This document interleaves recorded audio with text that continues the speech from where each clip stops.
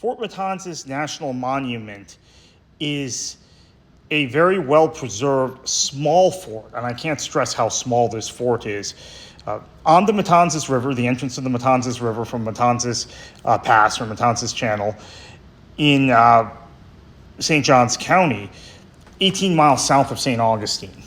Fort Matanzas was really important in terms of protecting St. Augustine. Built in 1740, it was the place where the Spanish were able to watch over the entrance to the channel and prevent the British from taking St. Augustine in 1742 under General James Oglethorpe, the forces from Georgia, the British forces that were going to come up the channel, because they had done that in 1740 and laid siege to St. Augustine, even though they had lifted the siege eventually in 1740.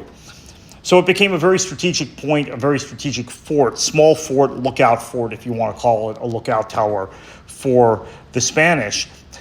Similarly, it served a purpose for the British during the American Revolution in the event that the Americans, who invaded Florida on 4 different occasions, East Florida on 4 different occasions, chose to try and use their infant navy to sail up the Matanzas River towards St. Augustine, as St. Augustine was always on the minds of the American Continentals, the Continental Army, as we talk about in my book, Florida and the American Revolution. So Fort Matanzas, small fort.